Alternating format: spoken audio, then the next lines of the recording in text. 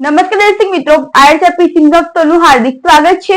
હું છું આપની જાની મકવાના। જાણતો કરતા પહેલા નજર કરતા મુખ્ય સમાચાર પર। સોશિયલ મીડિયાની સ્નેપચેટમાં સુરતના યુવાન સાથે થયેલો પ્રેમ દુષ્કર્મમાં ફેરવાયો। સુરત પોલીસ મથકે ફરિયાદ આપ્યા બાદ ભરૂચ સી ડિવિઝન પોલીસ મથકમાં આપી ફરિયાદ। પોલીસે ફરિયાદના આધારે કરી તપાસનો ધમધમાટ શરૂ। જાડેશ્વર ચોકડી પર આવેલા ભાગ્યોદય અને વિનાયક એપાર્ટમેન્ટના 15 થી વધુ દબાણો દૂર કરાયા। લોખંડના શેડ તોડી પડાયા। અંકલેશ્વર ઓએનજીસી કોલોનીમાં 50 ફૂટના રાવણની તૈયારી પૂરજોશમાં। દશેરાએ રાવણ દહન કરાશે। ભરૂચ હોસ્ટેલ ગ્રાઉન્ડ ખાતે ગરબામાં માથે ગરબો મૂકી બહેનોએ ગરબાની રમઝટ બોલાવી। મહિલા પીએસઆઈ વૈશાલી આહિર સહિતની બહેનોએ ગરબાની રમઝટ બોલાવી। હોસ્ટેલ ગ્રાઉન્ડ ગરબાથી ઉભરાયું। ભરૂચ શહેરના હોસ્ટેલ ગ્રાઉન્ડ ખાતે પોલીસ વેલફેર સોસાયટી દ્વારા સતત ચોથા વર્ષે પણ ગરબા મહોત્સવનું ભવ્ય આયોજન કરવામાં આવ્યું છે અને વિસરતી જતી સંસ્કૃતિને ફરી જીવંત કરવા માટે પીએસઆઈ વૈશાલી આહિર તથા શહેરની એનજીઓ સાથે જોડાયેલી મહિલાઓએ પરંપરાગત રીતે માટીનો ગરબો માથે ધારણ કરી માતા આદ્યાશક્તિની આરાધના કરી હતી। આ સુંદર પ્રયાસથી નવી પેઢી આપણું વિસરતું સંસ્કૃતિનો વારસો ઓળખે અને પોતાના જીવનમાં એની અગત્યતા સમજે તેવા ઉદ્દેશ રાખવામાં આવ્યો હતો। આ અવસરે 100 જેટલી મહિલાઓએ પરંપરાગત રીતે ગરબો રમીને સંસ્કૃતિને ઉજાગર કરવાનો અનોખો પ્રયાસ કર્યો હતો। ભરૂચ જિલ્લા પોલીસ વેલફેર ટ્રસ્ટ દ્વારા છેલ્લા 4 વર્ષથી આ ગરબાનું આયોજન કરવામાં આવી રહ્યું છે, જેમાં ભરૂચ જિલ્લાના દરેક નાગરિકોને વિનામૂલ્યે ગરબા રમાડવાની પણ તક આપવામાં આવે છે, તેમજ સાથે સુરક્ષાનું પણ સુચારું આયોજન કરવામાં આવે છે। આ વર્ષે જિલ્લા પોલીસ વડા અક્ષયરાજ મકવાણાના માર્ગદર્શન હેઠળ આ ભવ્ય ગરબા મહોત્સવનું આયોજન કરવામાં આવ્યું છે। ચોથા દિવસે પણ ખેલૈયાઓએ પોલીસ સુરક્ષા વચ્ચે ઉમંગભેર ગરબાની રમઝટ બોલાવતા હોસ્ટેલ ગ્રાઉન્ડ પણ ખેલૈયાઓથી ઉભરાઈ ઉઠ્યું હતું અને મન મૂકીને લોકો ગરબાની રમઝટ જમાવી રહ્યા છે। ભરૂચના ભોલાવ ડેપોથી શરૂ થતી આ સેવા અંકલેશ્વર, ભડકોદરા, માંડવા, ભોલાવ તેમજ અંકલેશ્વર જીઆઈડીસી સુધી વિસ્તરશે। રોજ સવારે 7:15 વાગ્યાના અરસામાં પ્રથમ ટ્રીપ ઉપાડશે અને દિવસ દરમિયાન કુલ 16 ટ્રીપ્સ ચલાવવામાં આવશે। મુસાફરો માટે ભાડું માત્ર 20 રૂપિયા નક્કી કરાયું છે, જેના કારણે કોલેજમાં અભ્યાસ કરતા વિદ્યાર્થીઓને તેમજ જીઆઈડીસીમાં રોજગારી માટે આવતા હજારો કામદારોને રાહત મળશે। ખાસ કરીને આ બસો નર્મદા મૈયા બ્રિજ પરથી પસાર થતી હોવાથી મુસાફરોનો કિંમતી સમય પણ બચી શકશે। આ પ્રસંગે ધારાસભ્ય રમેશ મિસ્ત્રીએ કહ્યું હતું કે નર્મદા મૈયા બ્રિજ પર રેલિંગનું કામ ઝડપથી ચાલી રહ્યું છે, જેના કારણે આવતા સમયમાં આપઘાતના બનાવો પણ ઘટાડો થઈ શકે છે। વિદ્યાર્થીઓ અથવા મુસાફરો તરફથી આ સેવાના સંચાલન સંબંધિત કોઈ પણ રજૂઆત આવશે તો તેનો વહેલી તકે ઉકેલ લાવવામાં આવશે। આ કાર્યક્રમમાં હાજર યુવા નેતા યોગી પટેલ, ધારાસભ્ય રમેશ મિસ્ત્રી તેમજ એસટી વિભાગનો આભાર વ્યક્ત કરાયો હતો। વિદ્યાર્થીઓ અને કામદારો માટે પણ સાચે જ રાહતરૂપ સેવા શરૂ કરવામાં આવી છે। આ સેવા માત્ર મુસાફરીની સુવિધા પૂરતી નથી, પરંતુ ભરૂચ અને અંકલેશ્વરને જોડતા મહત્વનો જીવાડો સાબિત થશે। આ પ્રસંગે એમકે કોલેજના આચાર્ય વિજય જોશી, ડેપો મેનેજર વિશાલ છત્રીવાલા, યુવા ભાજપ પ્રમુખ ઋષાબ પટેલ, શહેર પ્રમુખ જતીન શાહ સહિત મોટી સંખ્યામાં વિદ્યાર્થીઓ, નાગરિકો અને કોલેજના પ્રોફેસરો પણ જોડાયા હતા। અંકલેશ્વરથી હજારોની સંખ્યામાં ભરૂચના વિવિધ સંસ્થાનોની અંદર અભ્યાસ સાથે વિદ્યાર્થીઓ આવે છે, તેમજ નોકરિયાત વર્ગો ભરૂચથી અંકલેશ્વર જાય છે, તેમજ પ્રજાજનોને જે અગવડને તકલીફ પડતી હતી એની માટે એક બસની સુવિધાની માંગણી તારીખ 30 ઓગસ્ટના રોજ ધારાસભ્યશ્રીને કરવામાં આવી। ધારાસભ્યશ્રી ગંભીરતાને લઈને તાત્કાલિક 26 દિવસની અંદર જ બસની શરૂઆત કરવામાં આવી, જેથી વિદ્યાર્થીઓ, નોકરિયાત વર્ગ તેમજ પ્રજાજનોને જે પડતી અગવડો દૂર થશે અને આ માટે અમે ધારાસભ્ય શ્રી રમેશભાઈ મિસ્ત્રીનો ખૂબ ખૂબ આભાર માનીએ છીએ કે જેવી આ પડતી તકલીફોને ધ્યાનમાં લઈ એનું તાત્કાલિક નિરાકરણ લાવ્યા। ભરૂચ જાડેશ્વર ચોકડીને અડીને આવેલા ભાગ્યોદય અને વિનાયક એપાર્ટમેન્ટમાં 15 થી વધુ દુકાનદારોએ દુકાનોની આગળ જ 15 થી 20 ફૂટના પતરાના શેડ મારીને ખૂબ જ મોટા પાયે દબાણ કર્યું હોવાના આક્ષેપો અને નોટિસો બાદ આજે વહેલી સવારથી જ ભરૂચ બોર્ડા વિભાગ અને પોલીસ તંત્રની ઉપસ્થિતિમાં વહેલી સવારે જાડેશ્વર ચોકડી પર આવેલા ભાગ્યોદય અને વિનાયક એપાર્ટમેન્ટના 15 થી વધુ દુકાનોના પતરા અને શેડને દબાણ દૂર કરવામાં આવ્યા હતા। ઉલ્લેખનીય છે કે જાડેશ્વર ચોકડી પર આવેલા ભાગ્યોદય એક્સેસ અને વિનાયક એપાર્ટમેન્ટ આ બે શોપિંગમાં 15થી વધુ દુકાનોના આજે દબાણ દૂર કરવામાં આવ્યા હતા, પરંતુ ભાગ્યોદયમાં 5 દુકાનોના પતરાના શેડ યથાવત રહેતા સ્થાનિક લોકોમાં નારાજગી જોવા મળી હતી. એકને ઘી અને એકને ગોળ જેવી પરિસ્થિતિ તંત્ર કરી રહી છે. અહીંયા જ શોપિંગમાં આ 5 દુકાનોના શેડ ન તોડતા લોકોમાં ચર્ચાનો વિષય બન્યો હતો. બોડા વિભાગના કર્મચારીઓ સાથે આ બાબતની પૂછપરછ કરતા તેઓએ કહ્યું હતું કે આ 5 દુકાનદારો કોર્ટમાં ગયા છે, તેથી કોર્ટના જજમેન્ટ બાદ તેઓના દબાણો પણ દૂર થશે, પણ અત્યારે તો આ દબાણ દૂર થશે એ દુકાનો 5 યથાવત રહેશે. આવનાર દિવાળી પહેલા કોર્ટના જજમેન્ટ બાદ એ દબાણો પણ દૂર થશે તેવું બોડાના કર્મચારીઓએ જણાવ્યું છે. ભરૂચ જિલ્લાના હાંસોટ તાલુકા માહિયાવંશી યુવા મંચના આયોજન હેઠળ તાલુકા મથક હાંસોટ ખાતે આવેલા સિનિયર સિટીઝન હોલમાં વિવિધ કેડર નિવૃત્ત થયેલા કર્મચારીઓનું આન બાન અને શાન સાથે સન્માન સમારંભ યોજવામાં આવ્યો હતો. કાર્યક્રમની શરૂઆત ડોક્ટર બાબા સાહેબ આંબેડકર તથા વીર મેઘમાયા બાપાના ચિત્રે પુષ્પાંજલિ અર્પણ કરી દીપ પ્રાગટ્ય સાથે થઈ હતી. વંદે માતરમના ગાન પછી પણ સમારંભનો શુભારંભ કરવામાં આવ્યો હતો. આ પ્રસંગે અધ્યક્ષસ્થાને હાંસોટ પોલીસ મથકના પીઆઈ MK પિયેજા હાજર રહ્યા હતા. તેમણે પોતાના સંબોધનમાં કહ્યું હતું કે હાંસોટના ઇતિહાસમાં પ્રથમ આવા પ્રકારનું નિવૃત્ત કર્મચારીઓનું સન્માન થયું છે. પ્રતિભાનું સન્માન એ જ સમાજની પ્રગતિનું મૂળ છે.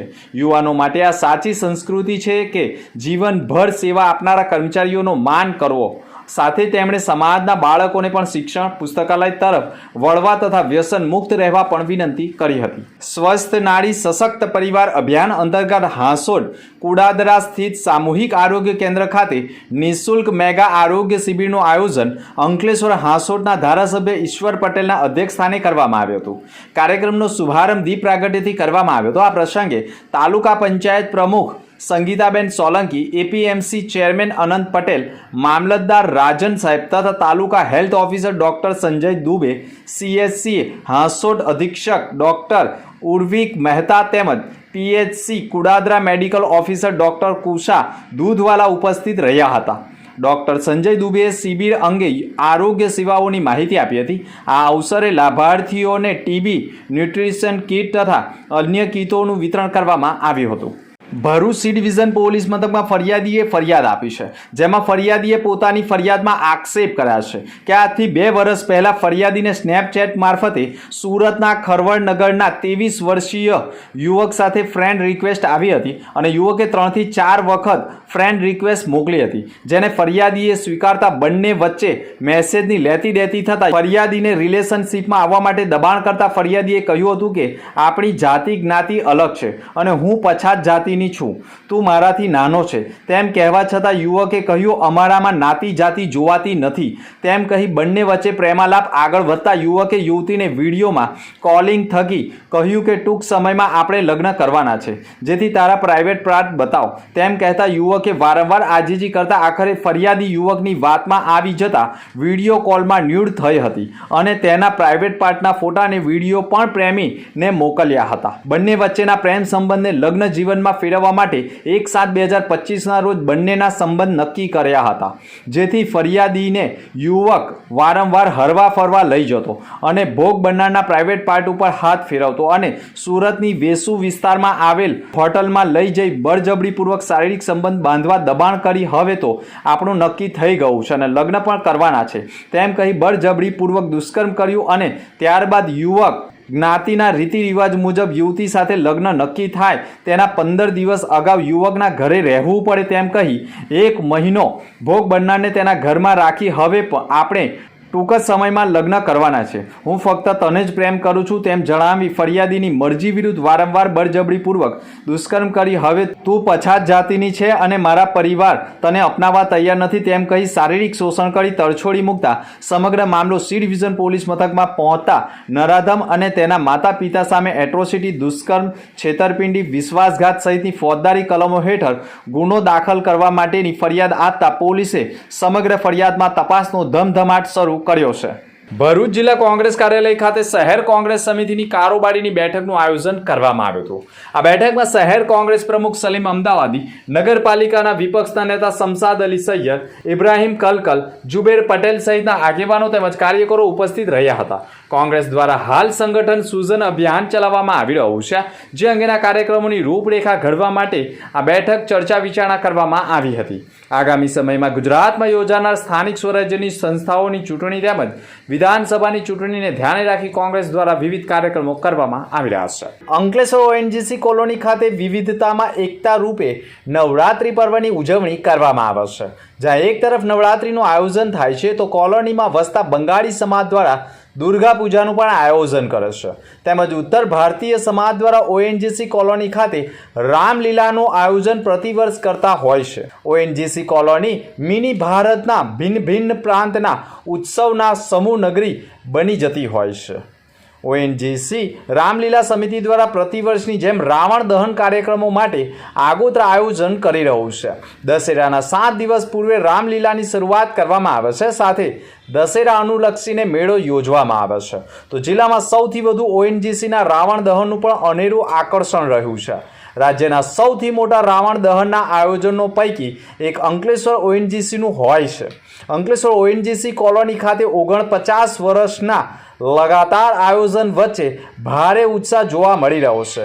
ઓએનજીસી રામલીલા સમિતિ દ્વારા છેલ્લા 40 વર્ષથી રાવણ, કુંભકર્ણ અને મેઘનાથના પુતળા દહનના દશેરાના ઉત્સવની તૈયારી રહ્યા છે. કારીગરો દ્વારા હાલ 50 ફૂટના રાવણ, 47 ફૂટના કુંભકર્ણ અને 47 ફૂટના મેઘનાથના કદાવર પુતળા તૈયાર કરવામાં આવી રહ્યા છે, જેની પૂરજોશમાં કામગીરી ચાલી રહી છે. જેમાં 150 કિલો પેપર પસ્તી, 1300 કિલો નવા કાગળ, 300 થી વધુ બાંબુ વાંસ, 500 થી વધુ સાડી સહિત 50 લીટર કલર તેમજ અન્ય સામગ્રી વડે પુતળાઓ તૈયાર કરવામાં આવી રહ્યા છે. अब मुख्य समाचार पर फरी एक नजर. સોશિયલ મીડિયાની સ્નેપચેટમાં સુરતના યુવાન સાથે થયેલો પ્રેમ દુષ્કર્મમાં ફેરવાયો. સુરત પોલીસ મથકે ફરિયાદ આપ્યા બાદ ભરૂચ સી ડિવિઝન પોલીસ મથકમાં આપી ફરિયાદ. પોલીસે ફરિયાદના આધારે કરી તપાસનો ધમધમાટ શરૂ. જાડેશ્વર ચોકડી પર આવેલા ભાર્ગ્યોદય અને વિનાયક એપાર્ટમેન્ટના 15 થી વધુ દબાણો દૂર કરાયા. લોખંડના શેડ તોડી પડાયા. અંકલેશ્વર ઓએનજીસી કોલોનીમાં 50 ફૂટના રાવણની તૈયારી પૂરજોશમાં. દશેરાએ રાવણ દહન કરાશે. ભરૂચ હોસ્ટેલ ગ્રાઉન્ડ ખાતે ગરબામાં માથે ગરબો મૂકી બહેનોએ ગરબાની રમઝટ બોલાવી.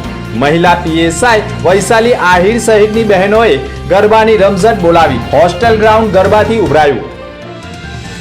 તો આ હતા સમાચાર. આવતીકાલે ફરી મળીશું નવા સમાચાર સાથે. નમસ્કાર.